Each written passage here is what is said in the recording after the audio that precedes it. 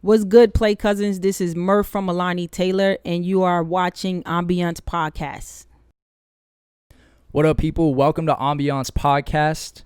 I got a very special guest sitting next to the left of me. She goes by Timeekah. Murph, how you living? I'm good, bro. Blessed. You good? Thank you for inviting me here with my team. Of course. Making moves. Making big moves. Yep. So to give the listeners a little bit of a backstory, me and Murph met at an undisclosed location because we can't talk about where we met yet. But we had some amazing conversations, and I just knew that you were going to have some amazing stories to tell. So that's why I'm excited to have you on. And I kind of want to start from the beginning with you.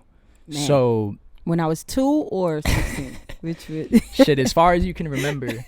But yeah, so growing up, you grew up in Bronx, right? That's what you said? I was born in Newark, New Jersey. Okay. I was raised in Newark and the Bronx. I really go with the Bronx because of my memories from Newark.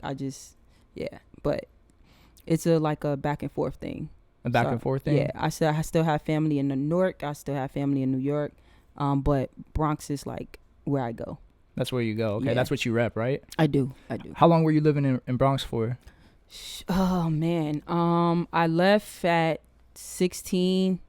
From 16 to now, I guess. Okay. Yeah, when I go home, my mom's in Mount Vernon now, so but she was living in the Bronx at the time. And then I was back and forth, so I've been to so many schools in Newark, in New York at the same time. So like you said, my life is crazy. So to call home is I would rather go with the Bronx right now. The world is your oyster. Yeah, man. To say the least. Yeah. How much of an impact do you think growing up in Bronx had on you to this day? A huge impact. If we're talking about fashion, it played a major impact.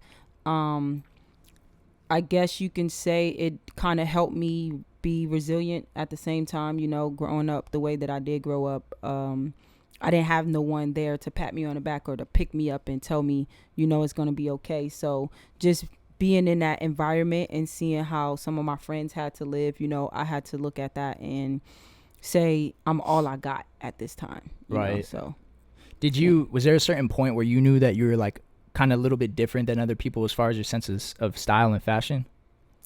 In 2016, I guess. In 2016? Because I didn't grow up, I didn't grow up to be a designer. I was supposed to be a basketball player. I was supposed to be in the WNBA, but I got a brain injury, so it prevented me from doing that. And fashion really just came with me being in the military. So I'm not like one of those designers that was like, I used to draw dresses on my wall and stuff like other people, or I dreamed of this. This kind of just fell in my lap and I fell in love with it. Got you. Okay. So you mentioned right now that you went to the Army. You're in the Army for like 12 years, right? 12 I think years. you told me. Wow, Yeah. That's insane. Yeah. What made you want to join the Army? Like, man, it's so stupid. I joined the Army off of a bet with my brother. are you serious? I'm serious. Like, it was, Damn. my brother was in the Air Force, and again, I won't say we came from nothing because my grandmother raised us, but we didn't have shit, Right. I can say that? Yeah, you can All press right, on cool. everything right here. So my brother went into the Air Force, and I can see the change in him from like joining the military and the discipline and everything like that. And so I was in college playing ball at the time, and I was just like, honestly, I was selling drugs with my uncle, but I was playing ball. You can say that now though, yeah. But I was like, yo, if you're still there in a year, I bet you I'll go, type of thing. So, Okay. and I'm a person, my word is my bond. And a year later, my brother was there, and I was in school one day, and the first person that came through recruiter wise, I ran up to him and was like, yo, I want to join the military. Damn. But the crazy thing is, I didn't know shit about the Army or the military or the Marines, Navy, Air Force. So when I'm going to this person, I'm thinking I'm going to be in the same place my brother was. And I signed up for the Army, and he was in the Air Force. So, and I didn't find that out until after I got in. That I was like, shit. It's too late at that point, right? You already Yes. signed up. I heard the Air Yes. Force has like some of the best benefits though, huh? I mean, we all have the same benefits. They have better living. Okay. Yeah, they treat them like kings and queens. Like, that's why they all bougie. Really? Yeah. Okay. Yeah, I heard that too. Like if you have like a spouse and kids and stuff, like the Air Force like houses them and shit, and like is that true for the Army too, or not? For all branches. Like I said, we're like the stepchildren of the military. The Army and the Air Force is like the kids. Got you. Yeah. Do you, with that being said, do you regret doing that? I don't. I don't regret the military, because the discipline that was instilled in me and just seeing the world differently and being behind, like in the war zone type of thing, it taught me a lot, and it actually gave me the advantage of how I move in the civilian world. So got you. Yeah. Okay. So how does Murph go from being in the Army for 12 years to getting out to having this transcending brand that is now known as Alani Taylor? Alani Taylor. Scratch that. Alani Taylor. It's not the worst. What did I say? Alani Taylor. Alina. It's not the worst I've heard though. My fault. So I joined the military when I was 19, and in 2011, that was 2003, I joined the Army. Right. And 2011, it was my duty station that pretty much put me in a position to like start making my own clothes. I was at Fort Hood, Texas, which it's the biggest military base in the world, but it has one mall. Okay. And I'm talking about the biggest. So me being from up north, our style of dressing is different, you know? So when I would go like out, I would see people with the mannequin outfits on, like literally give me that whole shit off the mannequin, and they would wear it. And so that was like, I can't do this. I'm not about to look like that. Right. So I just started teaching myself how to sew. I started from making like t-shirts and ripping the sleeves and putting different type of pattern sleeves and everything like that. And it was a hobby to me back then, because it was more so like me just wanting to make extra money. Right. Really, because I was like a private in the Army at that time or something like that. And it started like being noticed by other people, and they were just like, yo, it's dope, I want to buy it. So I'm like, damn, this can make me money. Like, so it was a hobby. And then in 2016, my daughter was born, Alani Taylor Murphy, and I switched from doing street clothing to high fashion. So I started doing red carpet gowns and suits and everything for the celebrities in LA. And from there, that's when I really fell in love with like fashion, because I was really able to see, like, because I have a brain injury, so I think differently and I move differently and I register. So you think that affects the way you think still? Hell yeah. Hell yeah. Yeah. It's kind of like being blind, and you got to learn how to use your other senses, you know? So having a brain injury, I had to learn how to maneuver through the world differently, because I don't register information like I used to. That's crazy. So that kind of made me become this designer that just did everything, as far as like aesthetic and style and things like that. So I know for sure if I didn't have this brain injury that my mind wouldn't work the way that it does.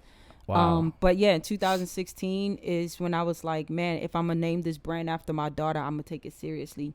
And I just started falling in love with it. I started falling in love with people putting the clothes on and feeling alive, like it uplifting their confidence and things like that. And that's what I love to do. Like, I love to help people. So I realized, like, man, this is actually a gift that I have that I didn't even know about. Yeah. So I mean, everything happens for a reason to me. And I do believe that, not only because I went through a lot of shit as a kid, so my brain injury deleted some of that stuff that I was suffering from and put me in another position to actually benefit from it. Got you. That's how I look at it. Like the biggest blessing in disguise that you could probably have. Yeah.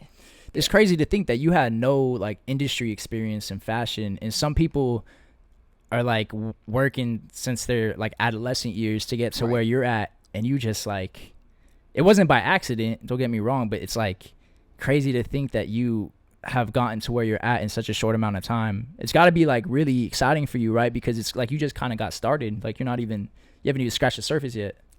I'm not excited, nah. No, because again, I'm military and I'm a perfectionist. So okay, even with all the accomplishments that I've accomplished, I haven't gotten anywhere yet. Like, I haven't gotten where I can say like I did it, you know. Yeah. So I'm excited for the things that has happened in my life through fashion, but I'm not like excited for where I am, because I know I can be further. Got you. And that's all on me, you know. So do you even know what that like looks like to say like I made it and I'm happy where I'm at now. Do you even like, can you picture what that looks like for you? Hell yeah. What does that look like? like? That's a manifest. A manifest, okay. Yeah, like, I mean, because in order to manifest things, you got to first see the vision, you know, in order to even feel the manifestation happening. So, yeah, I do. My manifesting, when I've made it, and it's cliche for most people, when my team can say that they made it, I made it. Like, I'm good right now, but my team is still getting there. And when they get there, I made it. And it's not, and I think that's what people think. For me, it's not about like my accomplishments being what I can do, but what I can do for the people that's helped me get to where I am. Then I can be like, I did it, man. I did it. When I can sit my ass down and know that when my daughter is 16, she can have whatever she wants because of my hard work, then I can say I made it.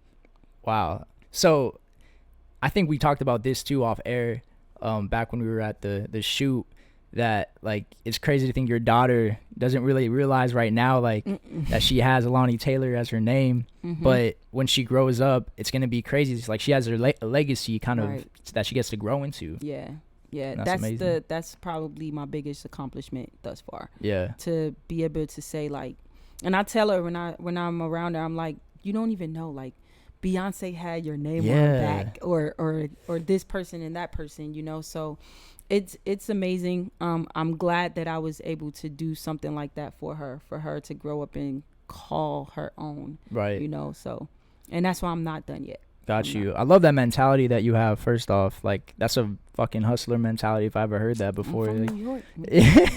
Everything's hustle and bustle from New York. You know something I heard about like New York people was just like they're not even from America. It's like no, I'm from Brooklyn. I'm from the Bronx. It's like every time I meet somebody from New York, it's like they're not even from. They're from a whole different place. You know. Yeah. That's how it is. So that definitely has had an impact on like the person you are now. Then, right? That hustler mentality. For sure.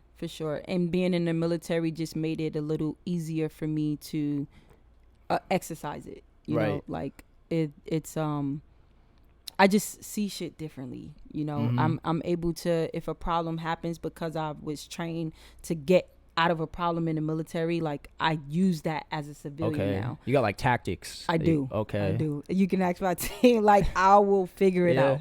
I will figure it out. Yeah. And I'm thankful for the discipline that was instilled in me from being in the Army. Okay. Yeah. So let's talk about the style of Alani Taylor. It's really vibrant, very original. So where does the inspiration for all of your pieces come from? I know you said you think differently, but do you kind of like walk by shit and you're just like, yo, like I got an idea?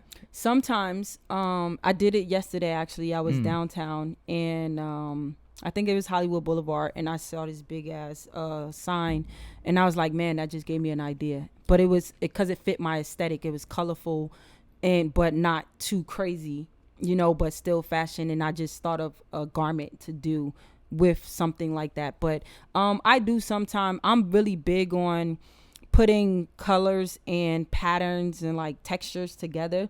I like to do everything that someone else don't like to do. So taking fabrics that aren't supposed to go together, I'll figure out a way for them to go together and still be dope.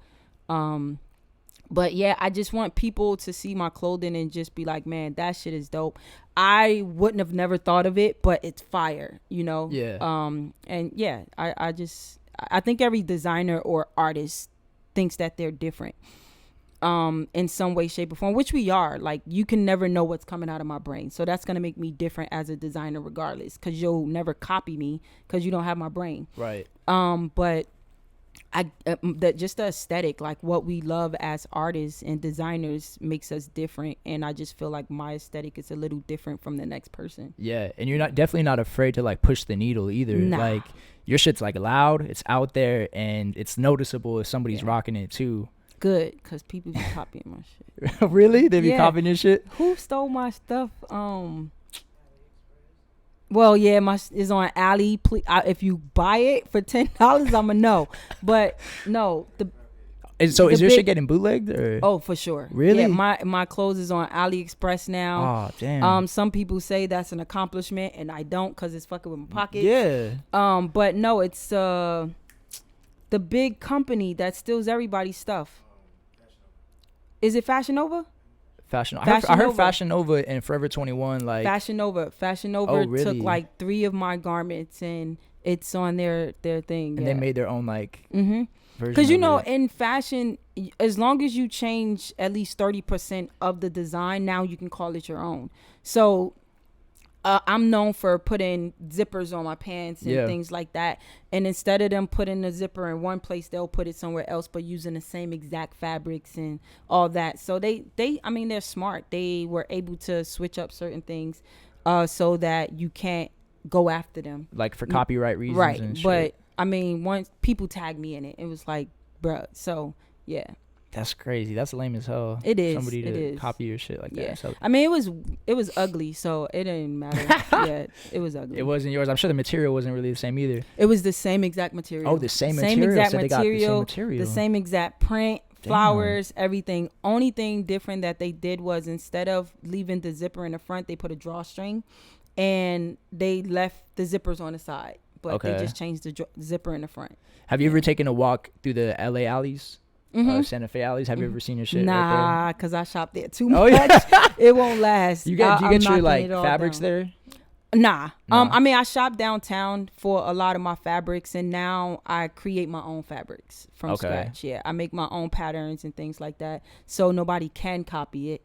Because it's on my computer now. So, before it's easy to go downtown and buy a fabric, and then somebody else go buy it, and y'all got the same thing. But now we're trying to just switch it up, so I won't end up on alley. But got you. they smart over there, so they'll figure it out. Yeah, somebody will. Yeah. So was there a big learning curve to get into fashion design? Because it's like, all right, you start off this hobby and you want to make like a certain piece come to life, a certain garment come to life, but there's a lot of things you probably didn't know about, such as like designing it on the computer or using a sewing machine properly. Was there a big learning curve for you to get into it?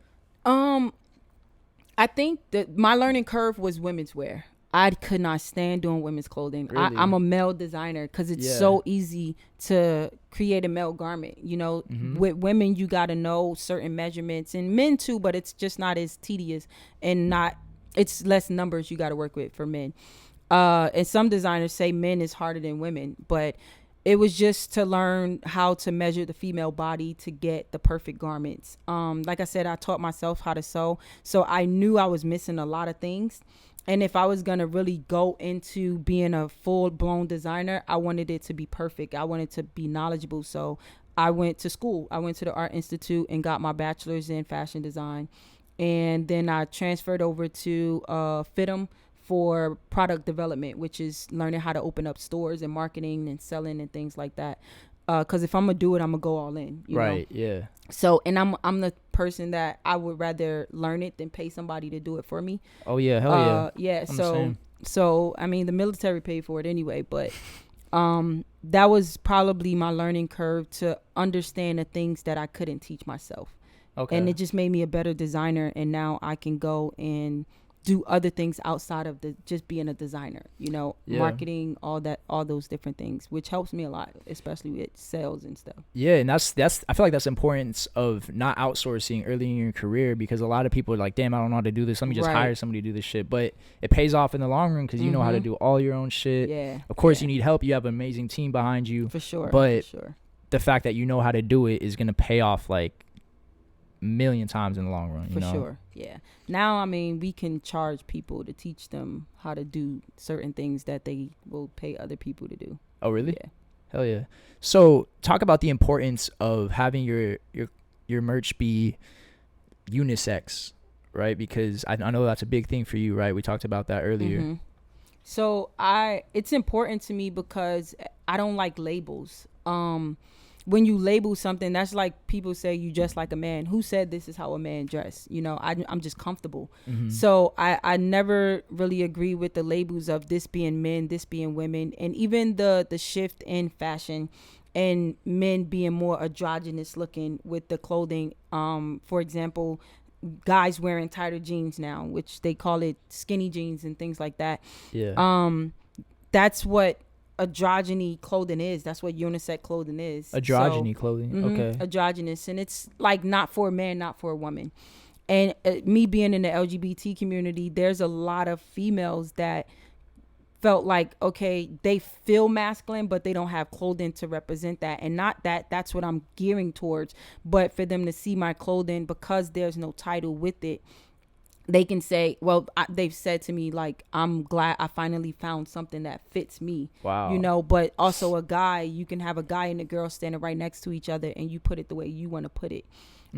So it helps with the broadening of my brand, because not one person can say I only design for him or her. It's for us, pretty much. Got you. Yeah, I think that's super important, and it makes you stand out from other brands as well, because not a lot of people are doing that. Yeah, but they're brands. Trying to switch over. They are? There's so many designers and brands that have switched over to say that they are unisex clothing or whatever, just because, like I said, it gives you a broader audience, and they're using it to their advantage. Is it really unisex or not? I don't know, but for me, I make sure that it is. So it's kind of becoming like the wave now. For sure. Yeah. And I go against the wave. So what you got cooking up next? What do we have cooking up right now? Well, now what I'm working on is my clothing will be in a store in LA now, so people can actually go touch it. So retail. Yeah, it'll be Sunday, actually. This Sunday. We'll have Alani Taylor in a brick and mortar store called Vantage Avenue on La Brea. Okay. I'm excited about that because the store fits my aesthetic, and just right now, like I feel like I'm good where I am, and still moving forward, but I'm helping my team right now. Like, I have really dope ass people on my team. Who's on your team? Give them a shout out. Of course, World of Sam. Like, her aesthetic, bro, is when she drop her clothes, it's gonna be crazy. Like, it's y'all think I'm different, she's different. Like, the shit that come out of this girl head when it comes to designing, and even from the simplicity of her clothing, but it's like, whoa, you know. So I'm excited to see her drop her line finally. Okay. And of course my head stylist on the team, BB, just underscore BB. Or right, just got him here right in front of us. Underscore BB. But he's a dope stylist. He brings my clothes to life. He gives the vision of how we want people to see themselves in the clothing.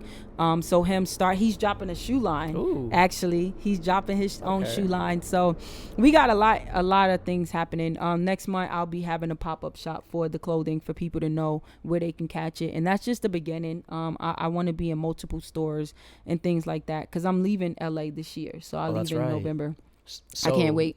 Where are you going to? Oh, I'm going to Atlanta. Black Hollywood. Is what we call it. Yeah. So I'm going to go kick some doors down there, and just show them like who we are. And that was my plan for Atlanta, and I believe I accomplished that. So I'm used to being in different places every 3 years anyway from military, so it's kind of normal for me to just be somewhere for a few and then go somewhere else and make my mark. Yeah.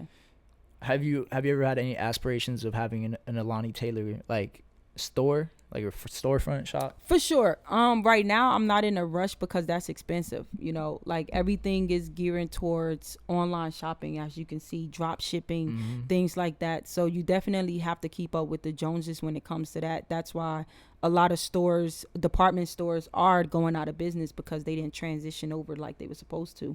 Because people, they're not really into the brick and mortars no more. You know, people want to sit at home and shop and things like that. And I mean, I'm grateful right now that my clothing will be in a brick and mortar, but I'm not responsible for that overhead. Got you. So that is where I'm at right now, just putting my clothing in boutiques and things like that.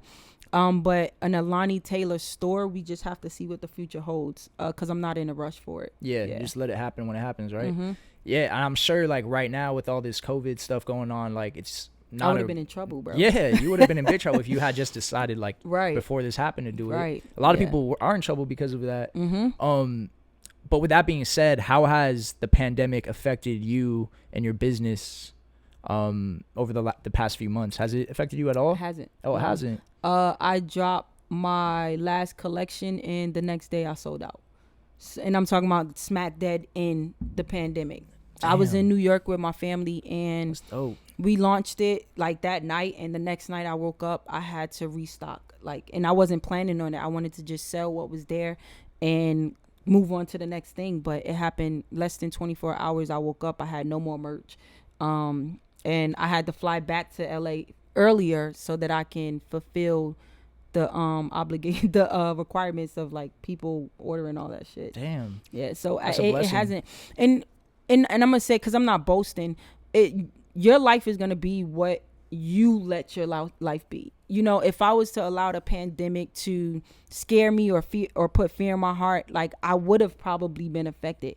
But the way that I move, like I know how to operate my brain, I know how to manifest, I know how to work with the universe. So I don't let things like what's going on right now affect me, because then it's going to affect my life, the people around me, my business, and things like that. So when everything was happening, I was still traveling, I was still moving, I was still creating, we were still working. Of course we were limited to certain things, but it didn't stop us from moving, you know. Yeah. So, and that's based off of you, because you control the universe, man. 100%. Yeah. So you're not too emotional with the decisions that you make. You're more calculated, just because of what you learned in the army, right? Like the mindset that it created. I guess you could say that, yeah. And it's not more so that, it's more so just when I started learning about manifesting and how the world works and how the universe works, how God works, I let that control my life. How did you come into like learning that? Did you read a book or did you watch something? My crazy ass ex-girlfriend, she was really into it. I mean, I knew of it, but she was heavy into like crystals and candles and meditation and things like that. And that's when I really started taking it serious and started seeing the effect behind it. And it's like anything, if you know it works, why not practice it? So I just started practicing meditating, manifesting, just reprogramming my brain to be more positive than negative, and I can see how it's changed my life. So that's my day-to-day. That's sick as hell. It seems like everything that's happened in your life, like you weren't trying to make it happen, it happened like for you. That's crazy. No, now probably because I know how to use the universe, I make shit happen. But before, it was more so God just putting me where I needed to be. Making the pieces, and you're putting the pieces into place. That's something I'm learning right now, is to not really force shit, because anytime I try to force something and it doesn't happen, it's just like gets under your skin. I'm like, I'm gonna put myself in the opportunity in the right place so the opportunities can come, and once they come, I'll be ready for them, rather than fixating on this opportunity that might come or might not come. You can't really control that, but you can be ready for that shit when it comes. Right. And that's what I had to learn. Like, be ready for whatever you're manifesting. You got to be ready for it, because you never know when it's going to come. And I did that. I had that mistake when we did do design for Beyonce for the Lion King video. We weren't ready for the reaction, so we didn't capitalize off of it, you know. So from that day, I was just like, no, I'll never do that again. Like, I'll business wise, I'll always be ready, but just knowing your frequency. And people don't understand how powerful we are as humans, and how you can really control your life and everything like that. And now that I do understand, I take advantage of it, for real. So with that Beyonce situation, you could have like marketed it way better. You mean to like get more sales? Heck yeah. We wasn't ready at all. Like, we had no PR, we had no management, we had no one to talk about it, to let people know who we were at the time. And it came and left. Damn. Yeah, it came and left. But I'm not worried, because Beyonce about to pop up again in Alani Taylor. So I'm ready this time. I am ready this time. You got a plan for when that happens again. Oh, yeah. But just to say that, like, Beyonce was rocking your brand is, like, in itself, you can't do much better than that. Yeah, you know? and it wasn't my brand. I collab with someone else that I will not mention her name because it's irrelevant now. But it was a collab through that, but they just know that my name was attached because I was the other designer. This time it's Alani Taylor, you know, so yeah. When was the first time you got like your big break in your career, when you started seeing shit start to pick up for you? In Dallas, my show, it was in 2016, I believe. It was Eva Marcelli from America's Next Top Model. Okay. So I did a fashion show there, and I came out with these ice dresses. Like, I made these crazy ice dresses, and that's when people really started noticing Alani Taylor. Okay. Yeah. And I started doing that. But the thing is, like, everything that got me the attention for Alani Taylor is everything I didn't like. Like, I didn't like doing dresses and things like that and suits. I was in love with streetwear and started going into high fashion. So when I had to sit down, because I was going to do Project Runway, and and they was like, you're a great designer, you're all over the place though, like we want to see who you really are. So I had to take a step back and kind of find myself as a designer and what I was in love with. And I learned, you know, I want to keep streetwear. High fashion is what gets my name out there, so how can I combine the two? So what I did was I bridged the two together. So you can take my clothing and you can wear it to the club, but then you can also wear it to a dinner or to a red carpet and things like that. All of my custom clothing, that was my agenda, to say, how can they take these and use it in multiple different ways? Yeah, and people, like you said, people are copying shit. So yeah, motherfucker. I mean, you're doing something right. I feel like anytime somebody jocks your shit, like, you must be doing something right. Yeah, I don't take it that way, man. You don't take it that way? I'm mad. You big mad about it? A little bit. I feel it. Yeah, I wouldn't be happy either. I mean, especially if it's affecting your pockets, you know, burning some holes in your pockets. But your clothing also, too, we talked about this before. It's, some of it is high end, yes, because the amount of time and fabric that goes into it. But some of the other pieces are more affordable, right? So if you go on my website, AlaniTaylor.com, you will see that we have a custom clothing, which is collections. My collections are all customized, like it's for high-end fashion. And then we have apparel, ready to wear, fast fashion, things like that. And the reason why is because I know where I come from, you know what I'm saying? And I never got into designing to be like these big names where a t-shirt costs $400 type of thing. Like I'm not that person. I don't see the benefit of that, because it limits you to certain people that can support you. And what I had to sit down with my team and talk about was, because I didn't want to be mediocre. I didn't want to downgrade the quality or the designs that I would come up with. So we had to sit down and say, how can we kind of bless the people with Alani Taylor that can't afford the $400-$500 pants, and give them something but not have to dilute the quality of it, you know? Yeah. So I came out with what was the last collection we did? Well, what was that? It wasn't Dapper Boy. Dapper Boy is up there. Yes. I don't know the collection, but it's on the site. It's on the site. That's all that matters. But so we were able to create high fashion streetwear, but at an affordable price that people can say, yes, I can finally wear Alani Taylor. Because I will get a lot of people saying, when I can afford your clothes, I'm gonna do this and do that, and I don't like to hear that, because I'm not here for the rich and the famous. You know, I'm here for the people who, when I was selling t-shirts for $10, you was buying it. So now, just because I've moved up as a designer doesn't mean that I have to forget the people who supported me from day one. So I started creating for them. You know, we started creating collections that are fast fashion collections, but at an affordable price. But you're not getting diluted quality at all. That's important as hell, because it speaks to like you and how you grew up. You want to make sure people have access to your clothing, and at the same time, it's a great move for your brand because people can support you. Right. I feel like if you have that high price point, it knocks out like a whole market of people that can't afford you. For sure.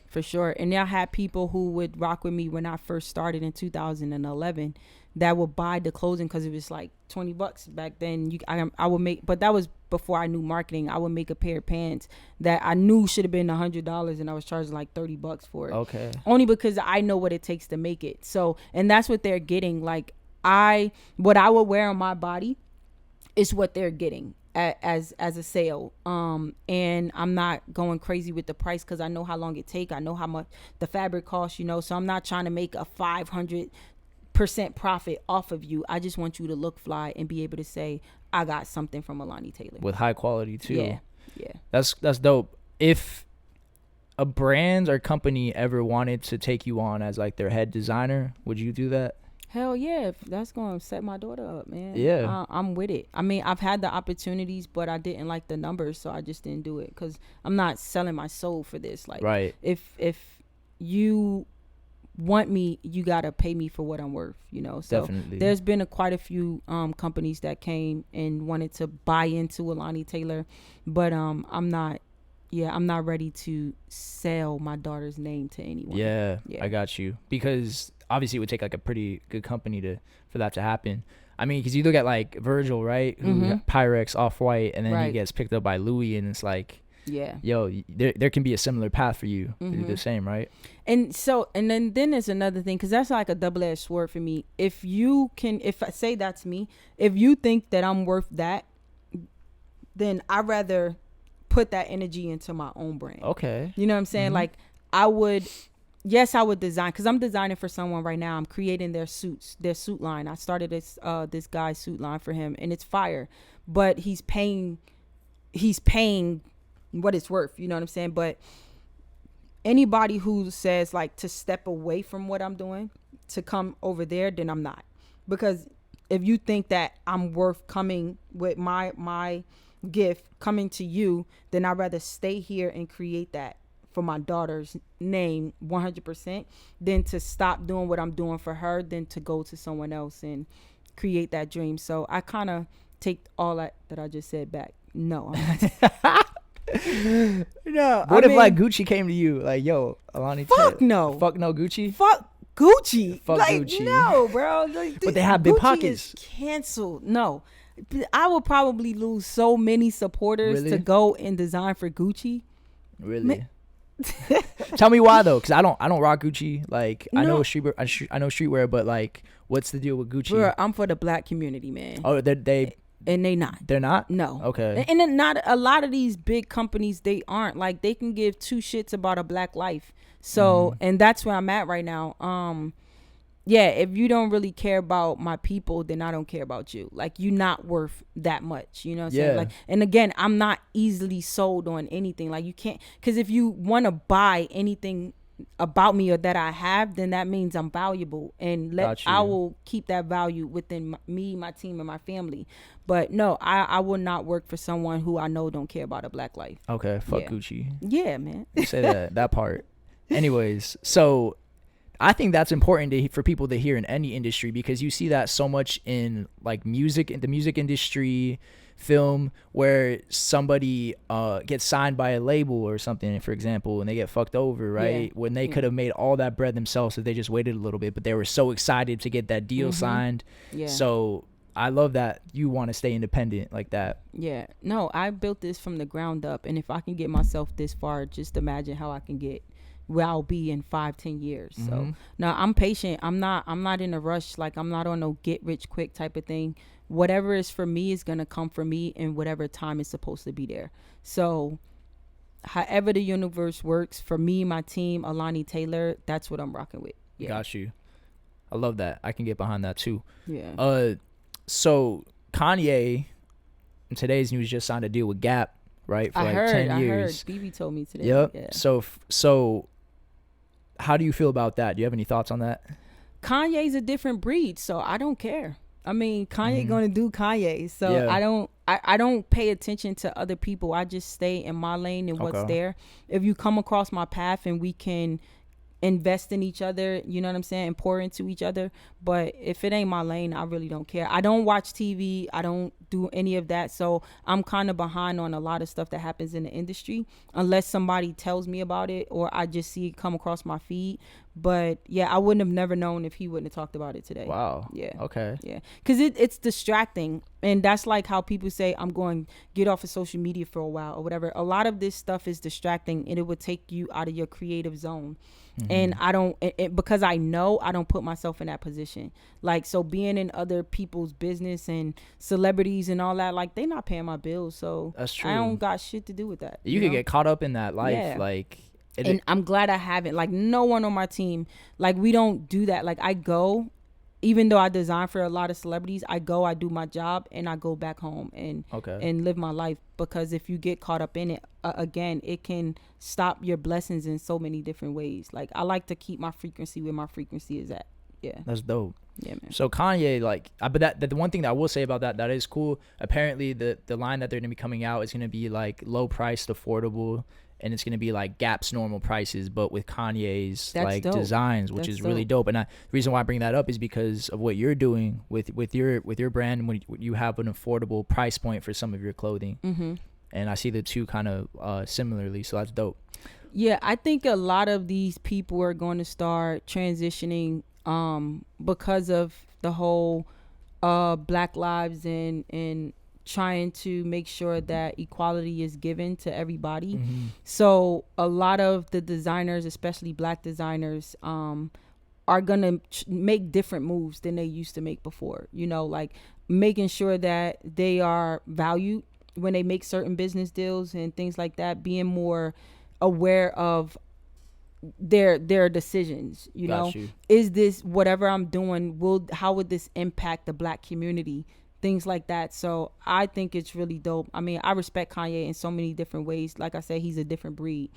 So for him to do that, like, big ups to him, you know. So yeah, you guys can kind of relate in the fact that you guys think different, right? Like, yeah, he thinks different. He thinks different for sure. I think he on a different thinking level than me. But everybody is, but like, you guys have different like ways of thinking, but it's separate from mainstream. Yeah, I like where Kanye's at right now. Yeah. I like where he's at right now. I like what he's doing, his moves, the way that he is kind of like in the community now. You know what I'm saying? Like, yeah. So with everything going on right now with the racial injustices, have you made any clothing that kind of speaks to that, or how are you using your platform to support that movement? That's what we're doing. I've created a small apparel line. One of my most controversial shirts is "I am not your nigga," which will be having "I am nobody's nigga" shirts, and that's just because people today are so blind, uneducated, and some ignorant to the fact that is still alive. Like, I've seen so many Instagram posts and TikTok posts now of people feeling so comfortable now to call a Black person a nigga. And although I don't agree with how we as Black people are kind of feeding it, you know, because now, like, I was watching this documentary, and the white guy, it was about the KKK, and he said, like, y'all call each other niggas, so they think that's okay. You get mad, right? You get mad, and so I take it as you got to look at that and see, this is how white people see us. You know, so even me and my team, we're trying to take the word out of our vocabulary because we are guilty of saying the NIGGA word, you know. And of course, we're saying it as a brotherhood, sisterhood thing. But if you know that there's a whole nother race out there that looks at you in that way, we're no better to be out there saying it. No matter what the meaning of it is, we know what their meaning is, you know. So I've decided to use my platform to make garments that uplift the Black community, especially kids now, because of the color of their skin being called ugly and things like that. So we have king, queen shirts, just different things. I've created a Black Amendment shirt because I don't feel like we are granted any of the amendments that's in the amendments or whatever. So I created what we feel is the amendments, which is, like, example, just being Black, like being able to make it home. Amendment number 4, you know, being able to be a Black kid in America, being able to be a Black woman in America, are some of the amendments to just push it in a different way. So everything that we don't feel like we're being granted, we're creating to start your own way of thinking, you know? Yeah. Definitely. Yeah. I think it's important for anybody that has a platform to use it right now, because right now is so pivotal, like, in history, and in like 20, 30, 40 years from now, when you look back on this time and you have a child, your child asks you, like, what did you do during this time to like further this movement, and you don't have anything to say for it. Right. It says a lot about, like, you and the company that you have. Right. And I see a lot of companies that are getting behind it, and they've gotten behind it early, and they've always have supported the Black Lives Matter movement or just racial injustices in general. But there are some companies at the same time that all of a sudden is starting to affect their bottom line. So now they're switching up, like, all right, let's get behind this and let's act like we were about this life the whole time. I'm glad you know, man. I hate seeing that. It's ugly. It's ugly. Like I've seen it a lot where you can care less about a black life, but you have Black Lives Matter on your window just so they won't break it. It has nothing to do with you caring if they life matter, but just so they don't destroy your property, you put the sign up. You know what I'm saying? And I just don't like it. The protests and things like that. Like, one, I hope that this is the last movement. This is the last time where you have to say, what did you do so your kids can, if your kids ask, like, we don't want that to be 10, 15 years later that you're asking my kid, what did you do during this time? You know, we want it to stop now. So I'm hoping and praying that that is the results of what we are doing now, the movements that we're creating, the protests, the fighting for justice and things like that. I hope that in 2020 that this is the turnaround point where we don't have to let history repeat itself. Because I'm tired of it. You know, your grandparents, their grandparents, all the way from slavery, we've been preaching and singing the same song, man. And it's crazy. And it's scary because, again, I do have a kid and I am raising my kid. And my daughter's only 4 years old. Does she understand like what's going on? Nah. My daughter is probably one of the happiest kids in the world. Hell yeah. So it can be a war zone right in her living room, and she's still gonna be on the floor playing with a smile on her face. So you teach her that positivity and everything that you're talking about. She knows she's beautiful. She knows she's a queen. She knows she's a leader. She's a boss. All that good stuff. Like she will not be one of the kids that grow up not loving herself. No, like my daughter knows she the shit. Hey, that's hell yeah. So if you have a platform, you're tapped into this, use it for good. I feel like right now people are getting exposed, companies are getting exposed for what they really feel. So if you're tapped into this, use your platform for good. Please do. So transitioning back to Alani Taylor a little bit, you've also worked with Cardi B, right? You styled some for her. Talk about that experience. She did the MTV Awards last year, right? Last year. She did the MTV Awards. Again, it was a collab where we designed her outfit for, if y'all see the MTV Awards, she got on like this red rope dress or whatever. So it was pretty dope because we had to go to her hotel, and because I wasn't done sewing, we had to fit, because, you know, Cardi body is, you know, crazy. So we had to go there to make sure it fit her perfectly. And it was like 12 midnight. She had just got off the plane, and we went to her hotel, and I had to finish sewing the garment on her body to make sure. But it was a huge accomplishment because I'm a big Cardi fan. So I think at that time we were a little bit more prepared for the exposure.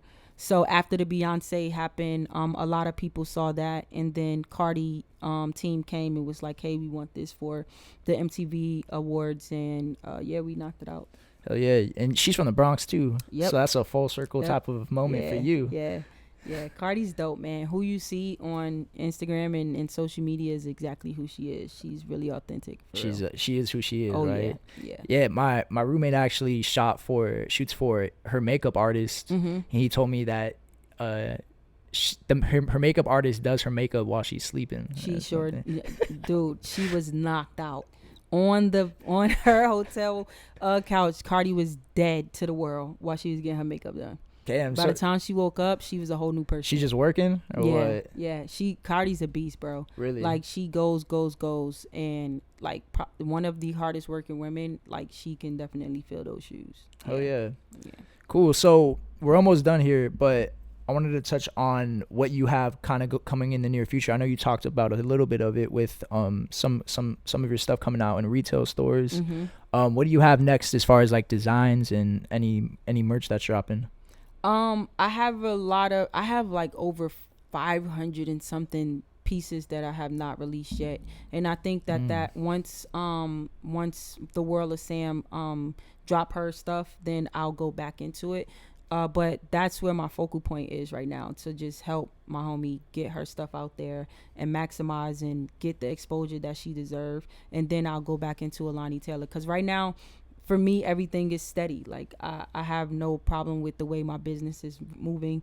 You know, I usually come out with something every quarter, and that's where we are right now. So next quarter, I'll probably drop another collection.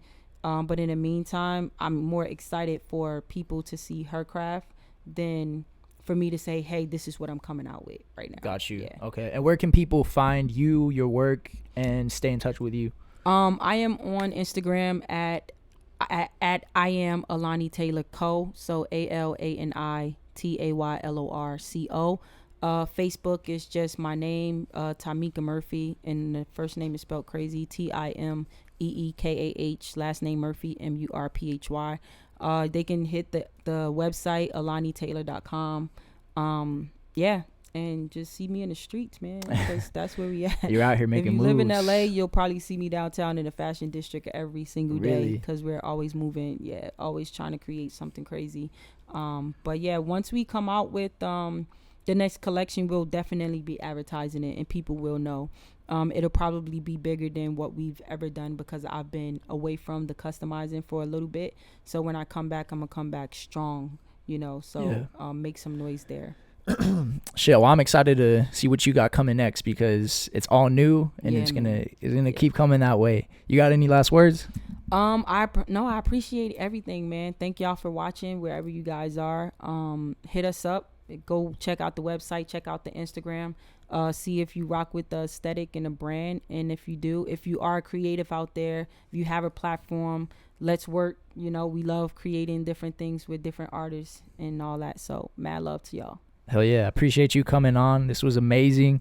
And shit, hopefully in a year or two from now, we're both in a different place. We're both at the top. We will be. Manifest it. That's right. No hopes. We gonna do it. Hell yeah. Yeah.